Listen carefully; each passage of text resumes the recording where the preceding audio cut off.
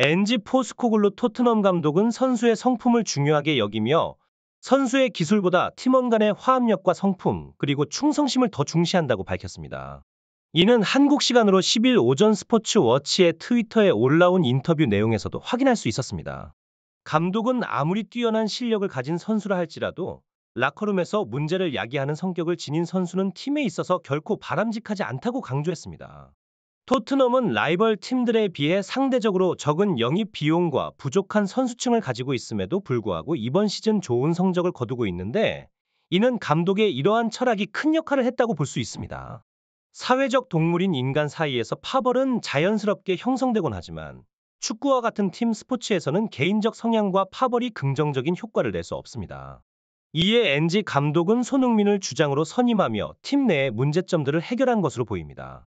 토트넘의 간판 해리 케인과 다이어, 요리스 등으로 리더십 그룹을 형성하였지만 이는 팀 내에서 지난 시즌까지 파벌로 이어졌습니다.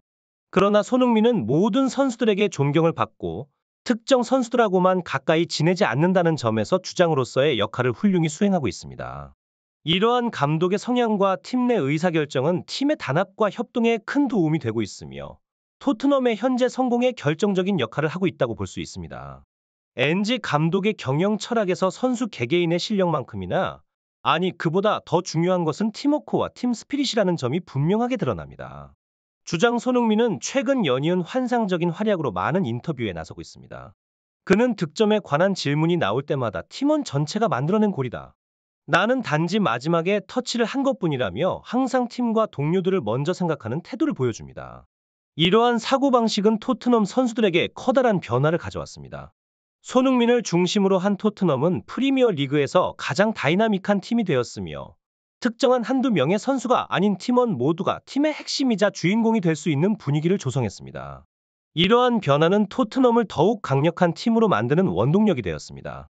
손흥민의 뛰어난 실력과 함께 다른 이들을 존중하는 태도가 아니었다면 이러한 팀 분위기는 형성될 수 없었을 것입니다.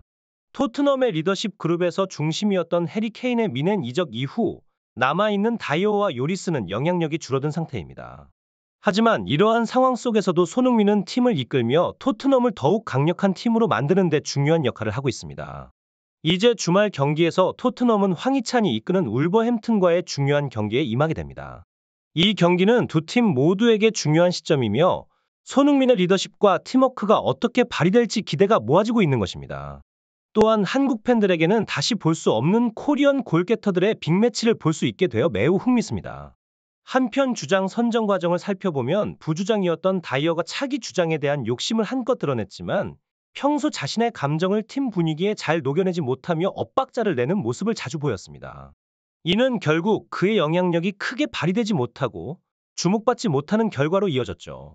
엔지 감독의 인터뷰가 누군가를 특정해 지목한 것인지는 명확하지 않지만 토트넘 내부에서 분위기를 해치는 요소들을 경계하는 것으로 자주 발언하는 것으로 알려졌죠. 크리스티안 로메로도 항상 열정적인 투사로서의 모습을 보여주었습니다.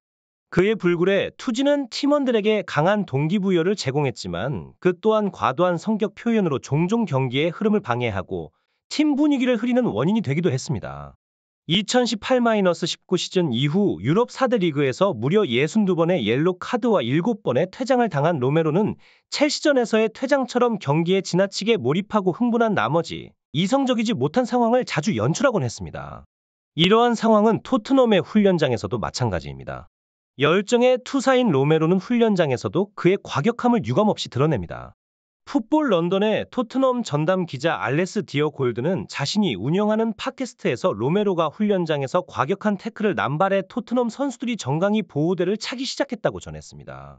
이러한 상황은 팀 내에서 조정해야 할 문제로 보이며 토트넘이 현재와 미래의 성공을 위해서는 팀 내 조화와 균형을 맞추는 것이 중요할 것입니다. 골드는 로메로에 대해 더 자세히 언급하며 그가 10월 프리미어 리그 이달의 선수상 후보에 오른 것과 더불어 토트넘의 부주장 역할을 맡고 있음을 지적했습니다. 하지만 로메로의 행동은 때때로 미성숙하다는 평가를 받습니다. 그는 팀 내에서 모범을 보여야 하는 위치에 있지만 훈련에서도 거친 태클을 서슴지 않는다고 합니다. 최근 공개된 토트넘의 훈련 영상에서 로메로가 다이어에게 필요 이상으로 달려들었다는 것도 이러한 우려를 뒷받침합니다. 로메로의 이러한 행동은 팀 내 핵심 선수들의 부상을 초래할 수 있으며 토트넘의 현재 상승세를 꺾을 위험이 있다고 골드는 지적했습니다. 로메로는 최근 스포츠 플레이어와의 인터뷰 중에 손흥민의 뒤통수를 치는 모습도 보였습니다. 장난으로 보일 수 있지만 강한 힘으로 후려치는 듯한 느낌이었으며 이는 많은 사람들을 깜짝 놀라게 했습니다. 이러한 행동들이 누적된다면 팀 내의 불신과 부정적인 분위기를 낳을 수 있고 이는 곧 자신의 경기 출장에 지장을 초래함을 우리는 쉽게 예측할 수 있습니다. 메디슨 또한 잠재적인 팀워크 브레이커로 거론되고 있습니다. 이번 시즌 메디슨은 리그 최고 수준의 퍼포먼스를 보여주고 있으며 그의 시야, 판단력, 축구 센스는 훌륭합니다. 하지만 메디슨의 과도한 욕심은 팀 분위기를 해칠 수도 있는 요소입니다. 그의 포지션이 골을 넣는 것에 중점을 두고 있기 때문에 골 욕심이라는 부분은 피할 수 없는 상황일지도 모릅니다. 이러한 상황들을 감독과 팀이 어떻게 조율해 나갈지가 토트넘의 향후 성적과 분위기에 중요한 영향을 미칠 것으로 보입니다. 그런 팀 동료들에 반해 손흥민은 자신의 골보다 팀의 득점을 우선시하는 태도로 경기에 늘 임하고 있습니다. 이에 반해 메디슨은 자신이 마무리하는 것에 좀 더 초점을 맞추는 경향이 있는 것 같습니다. 예를 들어 지난 풀럼전에서 손흥민은 자신이 해결할 수 있는 결정적인 득점 기회를 맞이했음에도 불구하고 더 좋은 위치에 있는 메디슨에게 패스를 연결해 주어 팀의 득점을 도왔습니다. 손흥민의 인터뷰를 통해 그가 팀을 위한 플레이를 선호한다는 것을 알 수 있습니다. 메디슨의 경우 본인이 득점하고 주인공이 되고자 하는 욕구가 매우 강한 것으로 보입니다. 토트넘이 좋은 흐름을 유지하고 있을 때는 이러한 태도가 큰 문제가 되지 않았지만 팀이 어려운 상황에 처할 경우 이런 태도는 문제가 될 수 있습니다. 특히 지난 첼시전에서 메디슨의 성에 없는 태도는 팀 동료들의 사기를 떨어뜨릴 수 있었던 아쉬운 순간이었습니다. 다시 강조하지만 엔지 감독은 선수 개인의 실력보다는 팀 전체의 분위기를 중요하게 여기고 있습니다. 이에 로메로, 다이어, 메디슨 모두는 앞으로 감독의 이 철학에 부합하는 모습을 보여줘야 합니다.